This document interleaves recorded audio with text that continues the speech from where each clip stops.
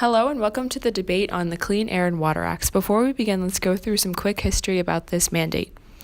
What are the Clean Air and Water Acts? The Clean Air and Water Acts regulate the emissions into the air and waters of our country, such as emissions from cars, factories, and farms. They also set air quality standards that must be followed. These acts were persuaded by the American people because of the growing public awareness of the effects of pollution in the 20th century. What do these acts mainly require? These acts require that the EPA set standards for both air and water quality based on science. Some chemicals they regulate include carbon monoxide, ground-level ozone, lead, nitrogen oxides, particulate matter, and sulfur dioxide. It also requires states to follow these quality standards and enforce plans to regulate pollution in their regions as well. I'm Meg Irby, and I'm the moderator for this debate. On the state side, we have Caitlin Bowden and Sophie Mormon, and on the national side, we have Libby Lozier and Natalie Ventura. Let's start with Caitlin. You have 2 minutes. The Clean Air and Water Act was not an appropriate way to solve environmental problems because it has a negative impact on certain industries, and the mandate depends on a decreasing amount of funding from the national government. The Clean Air and Water Acts have closed power plants, vehicle companies, chemical plants, sewage plants, and other businesses because they cannot pass the requirements of the mandates. This has resulted in the loss of 6.1 million jobs and significant declines in the copper mining, steel, textile, furniture, coal mining, and forestry industries. For example, the coal industry was negatively impacted by these regulations because the EPA discouraged the use of coal burning facilities by recommending alternative energy sources and made operating under the conditions of the Clean Air Act increasingly difficult and expensive. Furthermore, throughout the years, federal funding to the states has dramatically dropped. When the Clean Air and Water Act was first implemented, the federal government donated more money each year to state governments. In fact, federal air quality funding to the states has been cut by 21% in the past 10 years. However, the EPA continues to draft new rules and regulations, and these rules are harder to enforce because of the significant lack of funding. For example, scientific advances prove that previous amounts of pollution once thought to be safe are still extremely harmful, so the EPA is proposing to raise air and water regulations. Without national funding, states do not have the money to develop, establish, and enforce the Clean Air and Water Acts, which allows the environment to continue to encompass dangerous levels of pollution. Now let's go to Sophie from the state side. Sophie, you have 2 minutes. The Clean Air and Water Act was not an appropriate way to solve the environmental problems. Of course, the environment is important to keep in shape, but it is far too costly for the states. The Clean Water Air Program calls for $790 million for civil treatment improvements. Some of these improvements include non-port source control projects, such as aquatic habitat restoration, the implementation of management plans for bodies of water such as the Great Lakes, New York Harbor, and the Hudson River, along with dozens of other water sources.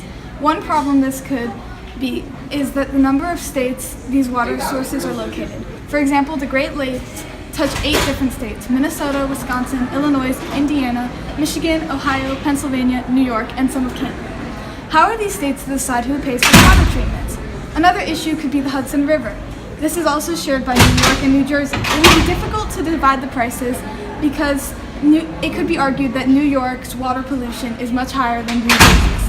But to counter it is also unfair to put the whole payment on New York. Over the life of the bond issue, the states would have to pay $1.3 billion in interest charges alone.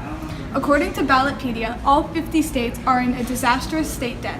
The Clean Water/Air Program or complying with water regulation alone would be $93.1 billion from 2001. According to Mercatz and according to New Thomas Net, in 2016, the report of the costs of public and private efforts to meet the amendments should reach up to $65 billion by 2020. Now let's go to Libby on the national side. You have 2 minutes. The Clean Air and Water Acts have prevented many diseases in the United States and have also improved the productivity of the economy. The EPA says that it has avoided more than 160,000 premature deaths, 130 heart attacks, millions of cases of respiratory problems such as acute bronchitis and asthma attacks, and 86,000 hospital admissions. It has also prevented 13 million lost workdays, improving worker productivity, which contributes to a stronger economy. And finally, it has kept kids healthy and in school, avoiding 3.2 million lost school days due to respiratory illnesses and other diseases caused or exacerbated by air pollution. More than 40 years of experience with the Clean Air Act has shown that America can build its economy and create jobs while cutting pollution to protect the health of our citizens and workforce. Now let's go to Natalie from the national side. Natalie, you have 2 minutes. The Clean Air and Water Act is beneficial to our environment because it actually reduces the amount of air and water pollution. The Department of Environmental Protection states that air pollution can cause a variety of negative environmental effects, like acid rain that is caused by an abundance of nitrogen and sulfur oxides that are released into the atmosphere when fossil fuels are burned. Acid rain damages trees and acidifies bodies of water and soil. This makes water unsuitable for some fish and various wildlife. It also quickens the breaking down and decay of buildings, statues, and sculptures. Therefore, the amount of pollution in our atmosphere is not only damaging our natural habitats, but our man-made ones too. Eutrophication is a condition in a body of water where high concentrations of nutrients, such as nitrogen, causes algae to grow at a rapid pace. This kills aquatic animals and creates loss of fish and plant diversity. Without the Clean Air and Water Act, excessive amounts of pollution would kill more of our wildlife than it already does. Air and water pollution also causes extreme other problems inside and all around our environment, like haze, crop, and forest damage. Air pollution causes water pollution and vice versa. Therefore, abolishing the act would just encourage a domino effect of negative environmental problems. Now let's begin the question phase. How is this mandate ineffective if it had resulted in incredible health benefits and a cleaner environment? Although environmental conditions have improved, 1/3 of lakes, rivers, and streams are currently not meeting the goals of the Clean Water Act. The EPA predicted all lakes and rivers would be clean by 1985 with the Clean Water Act, but this has not been accomplished to this day. In addition, the American Lung Association estimates that more than 138 million people, or every 2 in 5 Americans, live in areas with smog or particle pollution levels that exceed even the current national air quality limits.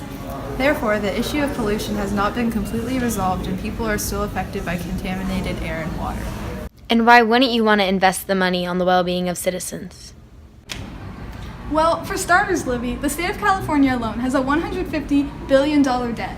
Do we really want a state with some of our most populated cities in the nation to plummet in even deeper debt when this money could be used for things such as exploring our oceans or discovering new species of bugs or even building infrastructure? All of this money could be used for more enriching plans for society and the country.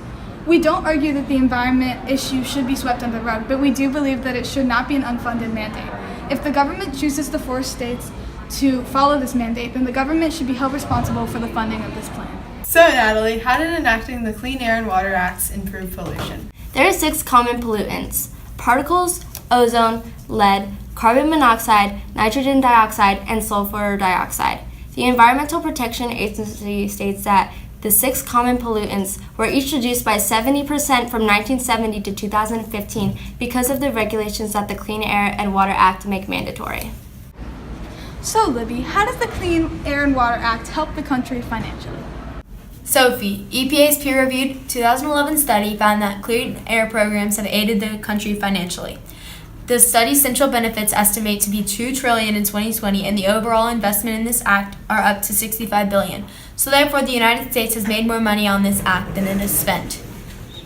One reason that environmental protection and a healthy economy can go hand in hand is that the money spent on reducing pollution does not disappear.